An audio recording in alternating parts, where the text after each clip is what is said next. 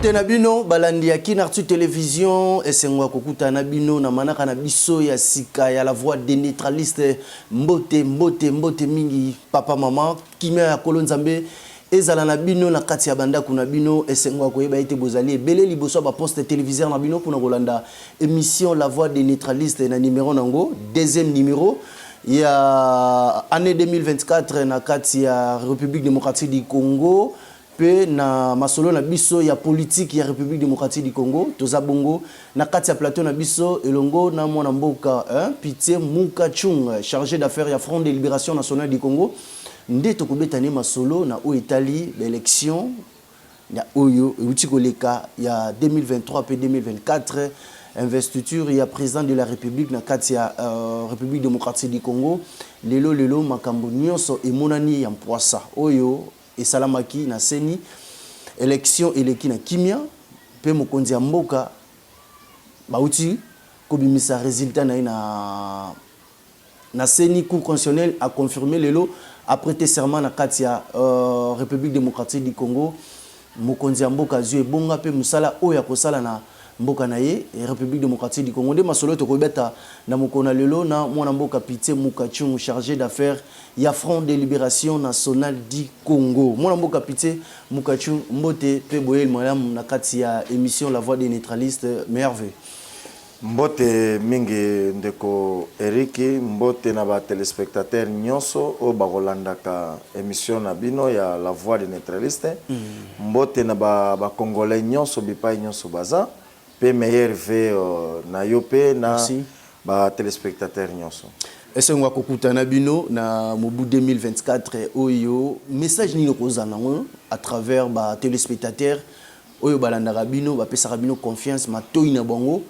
pe misu na bango akotala rabino na betando ike. Merci beaucoup ya yambo na sengi merci na ba oyo nyonso ba kolandaka ba émission oyo nga na salaka pe ba oyo ba ko comprendre message nanga philosophie nanga na pesi bango ba meilleur ve ezana bon mesano moko boye koma na mboka na biso yoka o soki tokoti na ne mubu ya sika oyoko année ya sika année décisive année ya mapamboli année ya boye mais lelo na ko meka peut-être ko surprendre bato que rien ne change et loko kaka change ka tozaki na 2023 tokoti na 2024 ezaka chiffre 4 moko e bakisa melongo 3 ekomi 4 mais na kati wana eloko nde eko changer eko comme année de prospérité il faut changement de l'homme donc mutu yo moko il faut changer bizaleli soko changer bizaleli o changer ta façon de réfléchir des choses ya onde kozala année de prospérité mais ce que vous allez réfléchir kaka ndenge vous allez réfléchir na 2023 c'est que 2024 ezaka chiffre très bien pour na 2023 mbule betaki na 2024 pe mbule zobeta très bien na 2023 moye ezalaki malile ezalaki nzala pe ezalaki na 2023 24 pe mbule za moye za malile pe za donc nyonso pe za très bien c'est l'homme qui doit changer ya on a senge pa na biso ba imboka ba congolais nyonso na ba bazana diaspora na ba tozana kati ya Congo to changer manière de réfléchir manière de voir des choses très bien donc c'est que congolais il faut à réfléchir au-delà de ses propres pensées pomboke bonga ezo senga il faut biso stocha maboko ce qui toche maboko te c'est que mboke ko bonga te très bien ce qui to bandi ko lobo te mboka ngo ekufa nango kala c'est que rôle na biso ezanini en tant que ba congolais ya wana sengi na ibandeli ya ne na biso que to raisonner au-delà biso nyonso to tia un plus na développement ya Congo totala oya malamu to landa oya mabe to bwaka po Congo to leli pe mingi très bien alors to comme période moko yeko sala ke to sekape to sepela pe très bien to tika makambo kolela pour que to tika makambo kolela nous devons travailler nous devons bosser dire ko croiser maboko ozela o tata mokonzi o te président nangai o te eosenga yo moko nano osala nini pour le développement ya Congo. Yango message ya mobimba peut-être na kopesa na ba téléspectateurs na nga yango wana botelema to sala musala. Très bien, botelema to sala musala et longona tata mokonzi ya ekolo Félix Antoine Tshisekedi Tshilombo main dans la main. Donc tout signé derrière le chef de l'État. Mon mboka Pitse Mukachung boni santé politique ya FLNC. Nanga mususu balobi santé politique ya FLNC ikomi médiocre. Kasi tokolinga to yoka ngona monoko na bino moko santé politique ya FLNC pour le moment. Santé politique ya FLNC va très bien parce que tous les objectifs oyo désignaki to tchaki na table ezoko kokisama moko. Tozoko kende na accomplissement nango. FLNC ndenge na kolobaka na ba émission nyonso oyo na kolekaka na bino comme na ba mususu. FLNC toyebi tozalaki na exil. Elekaki biso plus de 43 ans, 46 ans na exil. Mandat nyonso ya Mobutu to vivre yango te. Mandat ya Laurent Désiré Kabila to vivre yango te. Et bandeli ya Joseph Kabila de 2001 plutôt ti to comme en 2006. Dès la partie à 2006 neto ko yebango. Donc c'était un parti politico-militaire à l'époque. Parce que tozaki na exil, to longwe, to ye, to komi na Congo. Na kati ya Congo na 2006. Il fallait d'abord démobiliser les partis pour que les partis comme civil. Et zo ki biso processus. Il fallait na no accord na l'état nyonso lekaki to réussir. Ba soda nyonso bazalaki na kati ya FLNC, lelo ba komo servir mboka na biso na côté ya FARDC, biso na bango to pesi ba na charge ya l'État. Gouvernement motozo gérer bango. Biso to yesi ko na partie civile. La politique. Il fallait maintenant réintégrer la vie civile. To sali yango, to réussir yango. Maintenant, il faut implanter le parti, installer le parti. To sali yango. Dans les 26 provinces du Congo, les FLNC, les drapeaux flottent. Dans le 145-44 territoires, FLNC a déjà 100 territoires. Donc, ils ont mis 40 quelques wano ezangi. FLNC fallait que ça la visibilité na yango, tozo sala yango. FLNC toke na makambo etali maponami, c'est la deuxième fois que FLNC vit na kati ya maponami. Au deuxième fois. Pourquoi deuxième fois? La élection au Esalemaka en 1964 avec Capitaine Moïse Tshombe na Konako, FLNC to gagna ki ba siège, tozaki majorité na parlement. Etienne Tshisekedi ba Kimba bananyonso bazalaki ba candidat ya Konako. Moto ko contredire nga wana azate, même les professeurs des universités, des historiens, ceux qui ba yebi yango bako betela pe ata lisolo na bana classe. Lelo oyo mapona meleki ya 2023 tozalaki to participer pour la deuxième fois. Très bien. C'est que tozoken avant que toko malama ponami à 2023 parmi ya baki na biso toyokanaki tant tozaki na exil que tant toko na Congo to sala boye ezaki la réouverture de la conférence nationale souveraine. To komaki na mboka na 2017 to salaki 2016 to salaki réouverture ya conférence nationale souveraine.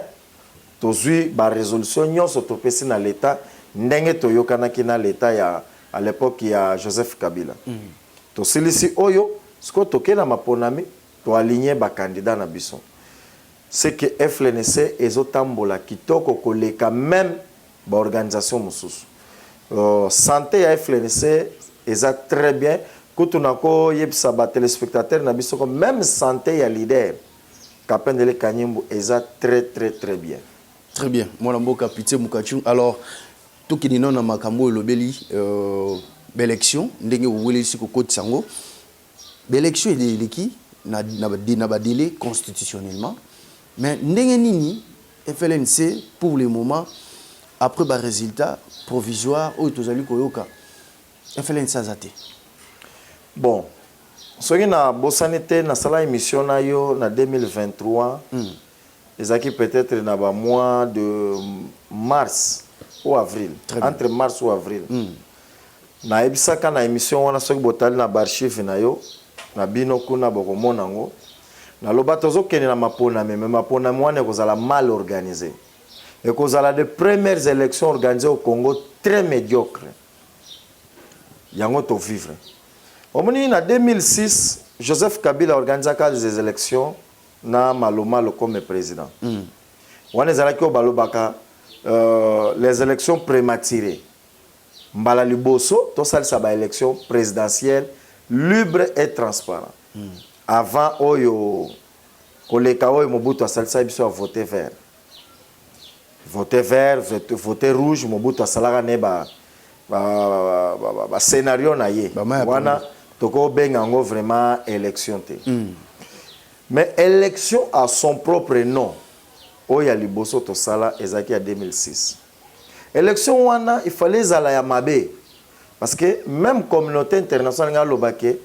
bon ezai bandeli bazana no maturité côté wana mais élection wana elekaki kitoko koleka oyo eleki ya 2023 élection ya 2023 eyokisi ba peuple congolais même soni ko banda nano na enrôlement ya ba électeur ti lelo ba carte d'électeur ya Congo yango esalaka office ya ba carte d'identité mais to comme la difficulté ya ba carte d'identité nga moko personnellement ne nazabona kendaki na agence pour na retirer mbongo na banque ti lelo na okoka ko retirer te na agence plutôt parce que carte ezate très bien ba écrit nyonso s'effacer toke na ba élection na yoki France États-Unis ceux qui banani ba reconnaître ba élection ba résultat autour ça c'est ça qu'on appelle la flatterie diplomatique c'est tout à fait normal dans la diplomatie d'ailleurs il y en a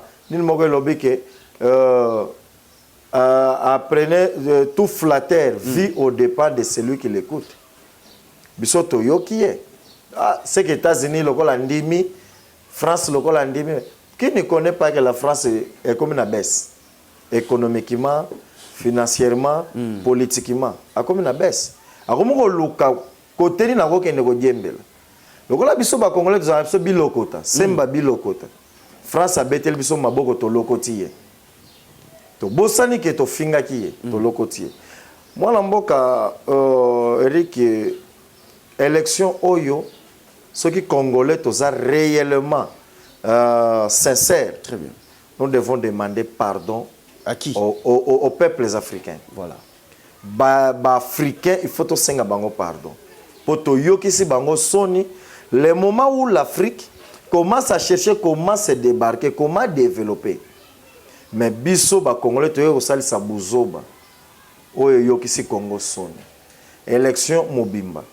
Comment imaginez-vous que Kadima aye lelo ko kanga bato yo ba tozo exemple banani bato ba tricher ba Gentini Ngobila ono bazali na ba machine mais est-ce que Kadima apportaki plainte contre un inconnu tango ba machine bimaki na ndako na ba bureau na magasin pour ekoma tina nani na place ya vote na bureau de vote comment se fait-il yo obimisi 5 machines pour na bureau de vote ya Mitendi na place boy.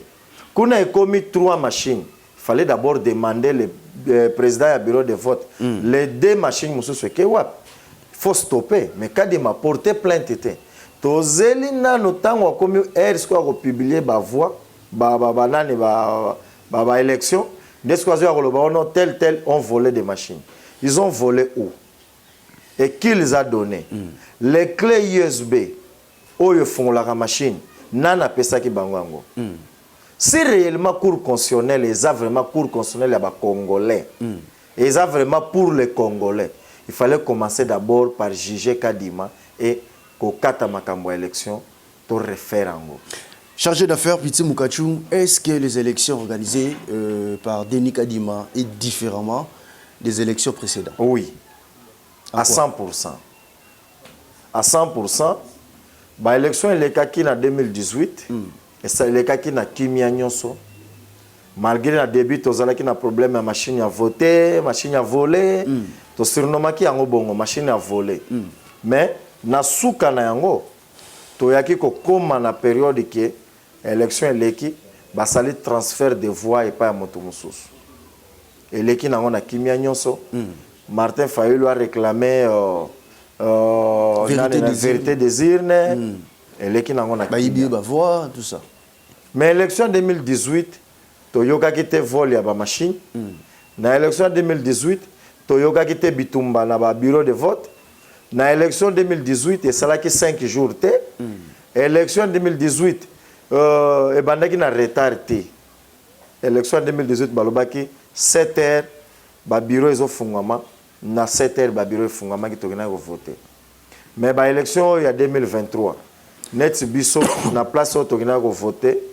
Au place ngana kena ko voter na mbetseke awa na mbetseke futi balobaki ko fungama na 8h kuna yeko fungama na 15h donc de 8h jusqu'à heure wana fungama ki ba machine ezalaki wapi donc de 8h jusqu'à 15h ba machine ekoma ina ntene espace wana ekoma kite na 8h balobi machine se longwaki déjà na centrale ezoya ko banda centrale eti awa na centre de vote na biso na Mbenteke ils ont même pas 3 jours même pas 2 heures du temps mais machine est sali plus de 5 heures du temps peut-être embouteillage transport embouteillage les alaka makasi mona mboka voilà tout ce qui est véhicule l'état tout ce qui est véhicule l'état et respecta embouteillage te na mboka oyo et tiaka sens unique et ça la 4e bande. Mais comment tu comme la élection est respecté embouteillage. Changement de fréquence na minute. Après vote bazongeli bizalile mabe.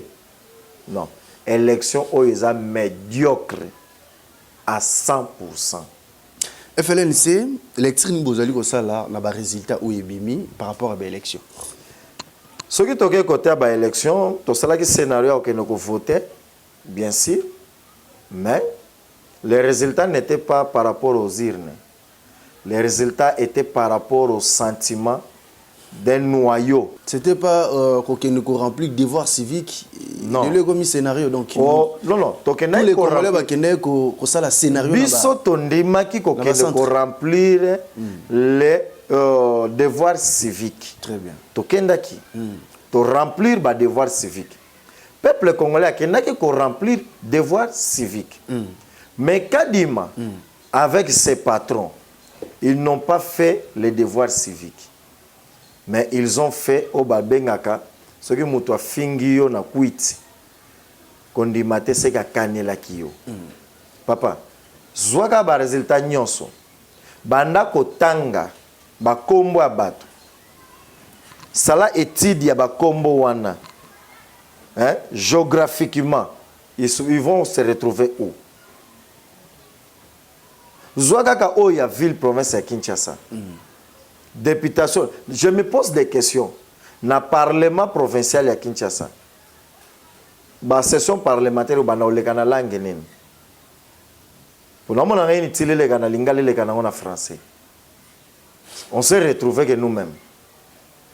On va changer la langue na parlement. C'était le scénario.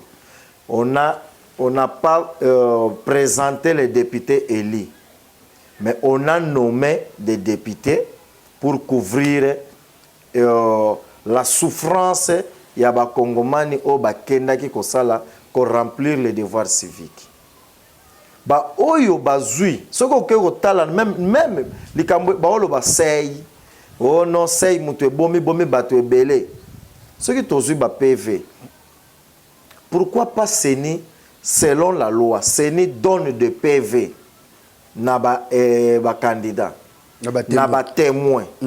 Mais comment les témoins na biso à Touroyo ba yena ba PVT? Qu'est-ce qu'ils ont manqué? L'argent, machine ou quoi? Mais finalement, on nous a roulé dans Katia Sac. C'est pourquoi Kapendele Kanyimbo à son temps, le président de l'FNC avait dit allons d'abord dans la transition pour que tout organisé.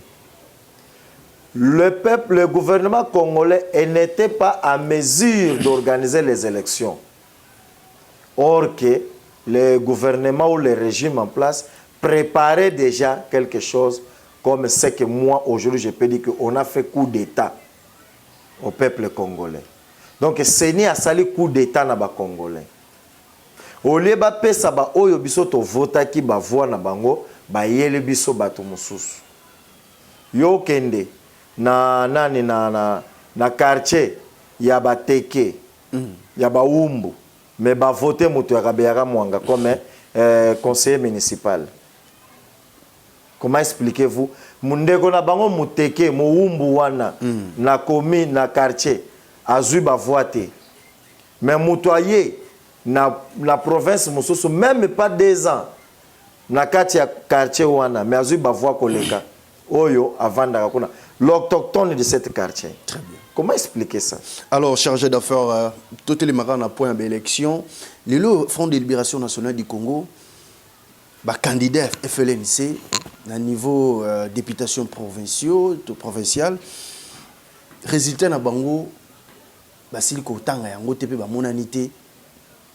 Quelles sont les démarches où le FLNC vous allez ko sala na niveau ya cour d'appel to cour constitutionnelle pour que vous réintégrer le candidat na bino? Bon, ndeko Eriki, FLNC za parti moko ezalaka plénicharte. Biso tozalaka biso bilela lela te. To alignaki ba candidat na provincial selon notre stratégie. On n'a pas voulu sur le plan national. Il fallait aller d'abord provincial. Donc na provincial, ba candidat na biso na ba témoin na biso nous ont donné quelque chose qui était positif. Mais malheureusement, on a eu la nomination est salémée. Nous avions demandé Séni. Séni nous dit que non, c'est Sey. Sey Moutebomi Bisso. Tout sali ba calcul union sur Sey. Sey est en bien. Alors, le FLNC, et sali kaka ndenge zalaka la loi demande. Toké na cassation. Pour porter ma plainte na biso, la cassation a décidé. Mais le cas toyebi que ça scénario na bango organisé, nous sommes là bras ouverts à attendre le résultat que cassation a copé sa biso. Toyebi que cassation a ko sala na ye selon sentiment na ye peut-être. Ce qui a ko réhabiliter bao ya biso na droit na bango toko kendi. Mais ce qui a décidé selon organisation na bango, selon vision na bango, le FLNC, c'est un parti qui commence par le Front de libération. Très bien. Nous serons là toujours pour la libération du Congo, car le FLNC cherche l'indépendance totale de la RDC. Chargé d'affaires FLNC, na maponami oyo, bu meka qui coïncide ko aligner ba candidat provincial ndenge bouti koloba national nante mais lilo maponami pesami bien té ben résultat plutôt pesami bien té. Est-ce que FLNC et le mona tata mo konzina yango beaucoup ko zala na confiance sur beaucoup ko apporter na Séni ya mboka na biso? Ndeko Eriki, la loi congolaise est lobby qu'il faut avoir un bureau technique pour l'organisation des élections. Nous serons obligés de vivre avec ce système tant que les FLNC, tozana nous na trône été. Na keilanda ko yande ko moko yambinga, je prends un exemple. Nous sommes des Bantous. Nanda konaye, chaque jour allié ça anga pondu na pondu. Lokola ozana nona makoki te ya se débarrasser na pondu wana te. Vous êtes obligé à coller en pour la lanzalate. Adage on a pesi ba congolais bo comprendre yango.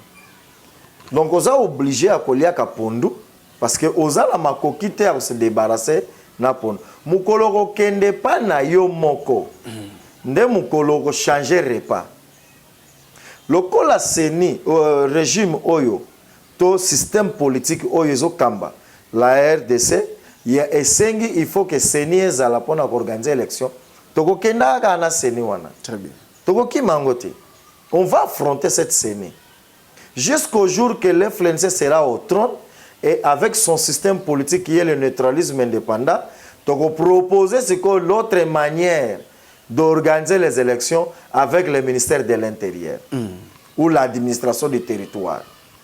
Sa modalité, c'est là où on va dire, moi, Seni, par exemple, Seni est un bureau technique. Seni est un permanent. Très bien. Ceux qui n'ont pas d'élection, ils peuvent pas loi, voix na bango. Et si, bon, Seni maintenant peut partir, babomi bureau, to comme période de élection, to yeko salsa sko élection d'abord il y a Seni. To bimisi nouveau président à Seni, na vice naye, na ba rapporteur, sko bango ne ba ko sala comité na bango ya sika. Wana nesko tozu contrat mususu. Mais oya omona kadi matikali wana. Ti ba élection 2028 ce qui peut kozala. Azara wana, c'est l'État lui paye chaque fois. Donc est commis organe moko d'État. Non, avec le neutralisme indépendant, ce n'est pas comme ça. Très bien. Le neutralisme indépendant, c'est fini. Ministère, il y a intérieur ou bien administration des territoires, organise les élections. Et s'il y a un peu et quelque vague dans la occupation nango. Donc comme la période où nous avons élection et quelque. Mais tant que tozana na maboko il y a système wana oyo ils ont même to éviter si c'est capitalisme, ce qui est communisme, toza ba centriste, on ne sait pas la RDC est dirigée avec quel système. Socialiste, tout ça on ne sait rien. Donc système na bango moko ba yebi, ils ont même mboka yangonde toza obligé à Rolanda. Merci, chargé d'affaires. Est-ce que le Cambodge a un système politique yangonde et ko politiser Seni pour l'élection où l'Union socialiste organisée par Inabango? Peut-être que tu as là. Oui. Parti politique, moko ezali ko politiser Seni pour le résultat. Déjà dans le Parlement, dans l'Assemblée provinciale, nationale plutôt, dans le Sénat, comme dans la Chambre basse, Chambre haute, et tout ça, tous les noms que nous connaissons, vous allez se sentir que famille politique Mokoboy, il y a parti politique, d'abord parti politique, il y a la majorité. Après, il y a ce qu'on a regroupement politique, on est nani union sacrée et bani que yango ma majorité na kati union sacrée celui des PES qui est majorité. Très bien. Donc ils ont déjà organisation na bango et nous na kati ya ba itandoike na bino to bana déjà ko dénoncer yango et ça la même ba collègues ya opposition ils nous appelaient des revers. Mais pour le moment siko je ne sais pas pour le moment ceux qui bazui conscience na landi collègue na bino moko boye na otanga langa kombo na été mais bino so ba journaliste boyebi azui image ya Daniel Safu atie aosekaye omoni nenga okomi aocholaye. Est-ce que c'est le rôle d'un journaliste? Non, c'est que même la presse est politisée. Même la presse est politisée. Et qui n'a ngambo wana. Vous allez sentir que nous serons... C'est ça que j'ai appelé coup d'État au peuple congolais. Parce que y a un loba qui n'a pas n'a évité na parlement. Faut changer tout le lingala na français. Tout chango monoko mususu. Ba système nyoso eza na kati ya République démocratique du Congo, yangunde ezali ko faire comprendre population aiba que Seni ezali politisé. Population congolaise ba ko pesa confiance ni na système politique nini parce que FLN c'est bibino bozali na système union de neutralisme. Est-ce que question, est-ce que peuple congolais ko pesa confiance na système neutralisme oyo FLN azana? D'abord nano na ko lobana le kambotali système politique. RDC zana eza terme moko bobakinoa balobaka bitoyo. Bitoto soki bitoyo. Ndunda. Donc ndunda bazui biteku matembele bazui soki nani wana ngai basangisi nyonso. C'est ça le système politique au Congo. Soko okei na kati ya union sacrée. Nazo ka exemple ya union sacrée. Na kati ya union sacrée na okuta ba capitaliste ba na kati, ba communiste ba na kati, ba socialiste ba na kati, ba centriste ba na kati, ba écologiste ba na kati, donc tout le monde ba na kati. Maintenant, qui dirige qui? Encore avec le capitalisme. Mais bien, on va le regroupement la bino ensemble. Déjà, dans le système wana, dans le côté wana, et puis c'est déjà désordre. Ce que désordre dans le EPC, vous allez évoluer comment? Exacté. Peuple congolais, je vous dis aujourd'hui, ne faut plus avoir confiance dans le système politique wana. Pourquoi? Parce que et même biso na nul et même biso nulle part. Même les États-Unis qui ont prôné le capitalisme comme la base, tous les États-Unis ils ont un déclin, ils ont une chute. La Russie qui prône le socialisme, tout le monde a dit IRSS et France y a un moment ils ont salé le socialisme. Tout le monde a France et Koufi. Qu'attendez-vous de tous ces systèmes politiques? Ce sont des systèmes à jeter. Adhérez-vous dans le neutralisme indépendant. C'est le nouveau système politique qui va nous amener dans le développement du Congo. Naebi que ils ont des faux professeurs, oyo déjà bakei na union sacrée avec autres zalaki na bango, yeko la neutralisme, déjà babani déjà proposé neutralisme na union sacrée. Nous sommes déjà informés. Mais quelle est votre réaction par rapport les à la maîtres restent toujours les maîtres. La proposition na bango réaction na bino Kofi aloba ngangata yekolisi mwana na ye abomba kaka prise ya suka. Eza Kofi. Je le salue en passant. Et na remercier Nadage na yewana. Ba oyo balobi ke bakei na union sacrée ba meme neutralisme kuna. Déjà, je vous dis, nayo moko na le secrétaire à l'Union sacrée, je vous informe que Batouana atao yambi bango pour le neutralisme, ba yekola neutralisme te. Mais besoin d'introduction au neutralisme. Besoin d'échantillon. Échantillon ko tout introduction, préambule. Ya muzindo na mba yebi. Le secret reste à Capen de l'Ekanyembo qui est le père de neutralisme indépendant. Bombanga bino na binote. Peuple congolais, tout bois qui ça tous ces systèmes politiques. Le monde est en désordre.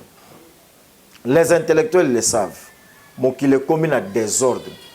Ndenge toza li sous-souté na une grande puissance. Toza na système moko o to bengaka que le monde était polaire. Mais aujourd'hui, le monde n'est plus polaire. Le monde est devenu multipolaire. Parce que même des petits pays commencent à faire peur, même aux États-Unis. L'Amérique a appuyé l'Ukraine. Mais il est au Kokate. Vous voyez? Très bien. Au Kokate, c'est sa guerre à l'Ukraine. Pourquoi? Parce que les États-Unis ont bang. Le monde n'est plus polaire. Le monde devient multipolaire. Système politique, mon côté, c'est aussi mon monde. La guerre bipaï na bipaï. Le neutralisme est le sauveteur du monde. Commençant par la RDC, République démocratique du Congo, Afrique et monde. Merci, chers téléspectateurs. Nandenge Bozali Kolanda, émission La Voix des neutralistes Elongo. La Moulamboka chargé d'affaires. Pitié Moukachunga, Yende, Ayebi, secret. Il y a FLNC, où ils allaient parti, cher, il y a Kapen Deli Kanimbo. Tourzon en régie, juste un élément. Il y a prestation, il y a serment, investiture, il y a président de la République, Félix Antoine Tshisekedi Tshilombo, Mokolo le 20 janvier 2024. Moussa Béa, on se retrouve juste après.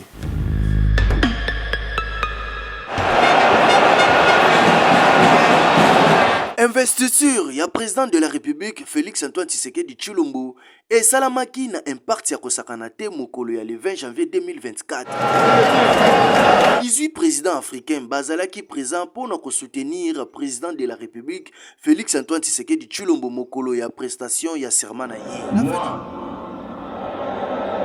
Monsieur Tshisekedi Tshilombo Félix Antoine, élu président de la République démocratique du Congo, je jure solennellement devant Dieu et la nation d'observer et de défendre la Constitution et les lois de la République, de maintenir son indépendance et l'intégrité de son territoire, de sauvegarder l'unité nationale, de ne me laisser guider que par l'intérêt général et le respect des droits de la personne humaine, de consacrer toutes mes forces à la promotion du bien commun et de la paix, de remplir loyalement et en fidèle serviteur du peuple les hautes fonctions qui me sont confiées.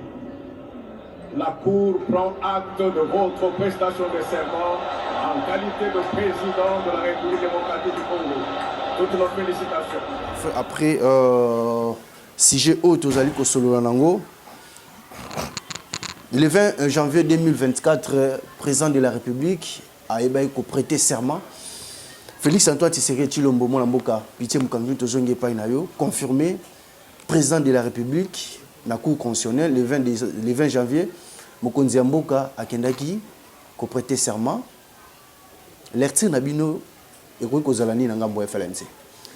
Ah oui, moi Mboka, Félix Antoine Tshisekedi Tshilombo a prêté serment le 20 janvier. Na moi nangai anniversaire. Nazui malchance à fêter anniversaire na même date ya prestation de serment.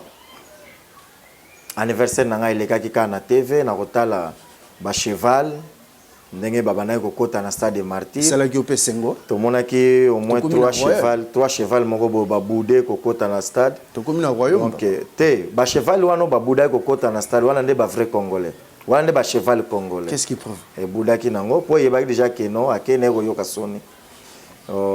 Mais nous remercions, nous félicitons personnellement, sans hypocrisie, je félicite l'actuel chef de l'État.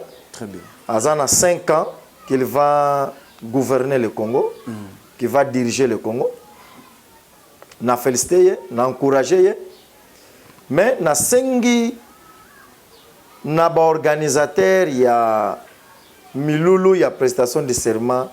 Il y a chef de l'État au Eleka qui le 20 décembre. Bakolisa plus connaissance. Bakolisa plus connaissance. Malgré Balobaka, œuvre faite par les humains ne manque pas des erreurs ou perfectionnement. Mais Bakolisa plus. Bafaye ezalaki moi ebele sur le plan protocolaire. Bafaye ezalaki vraiment ebele au tonotaki.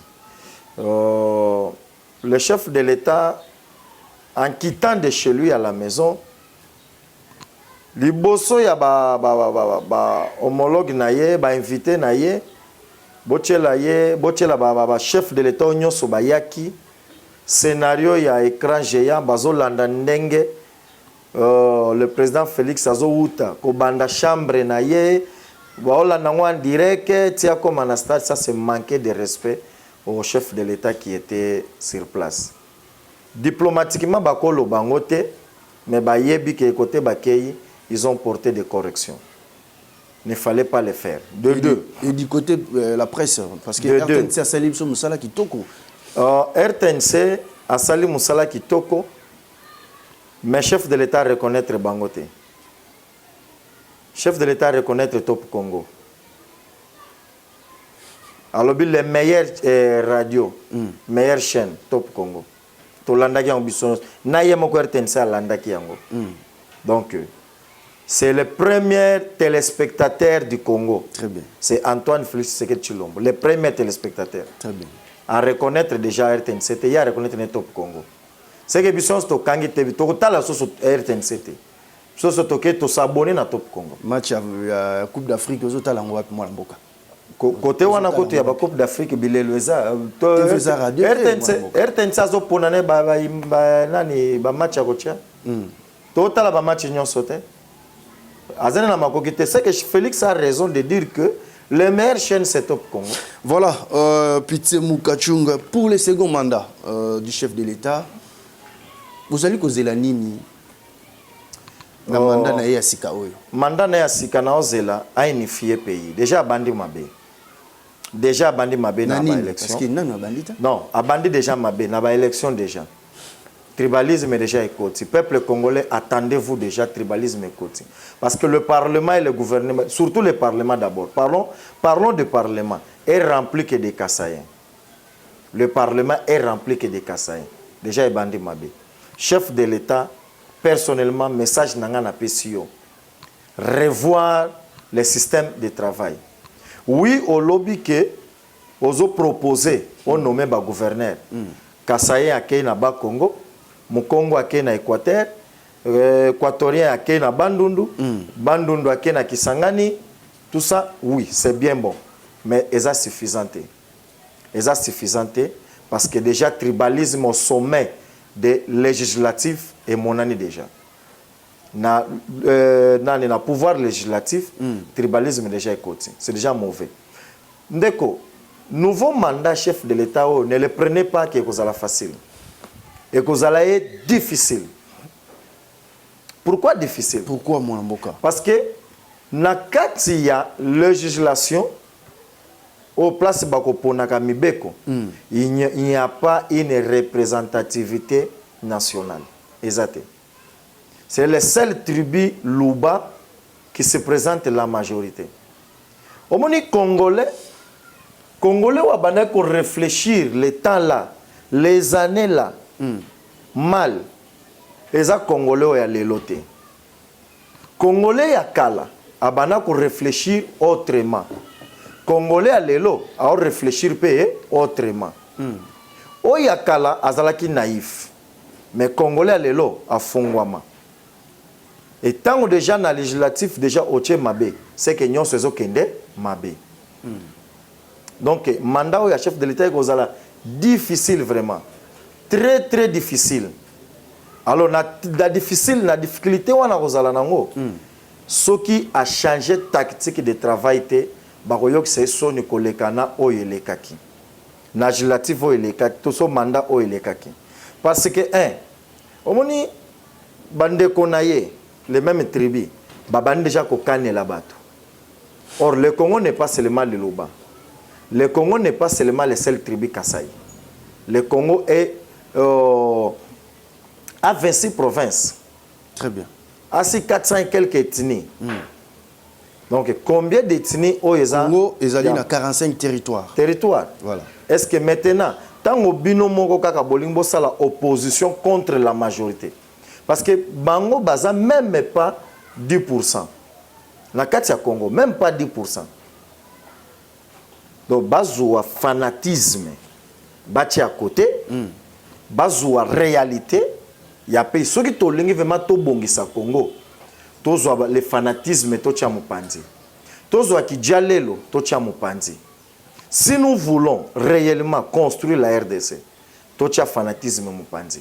Tout qui est la réalité, tout qui est la sincérité, c'est là où on va réussir. Très bien. Mais ceux qui ont un tribalisme, déjà c'est bandit. Congo est bongate, alors moi Namboka Félix a une difficulté à diriger. Très bien. Très bien, moi Namboka chargé d'affaires Pitié Moukachou, tu commis vraiment presque na fin. Il y a émission na biso, il y a masolo na biso nengi tozali ko solo.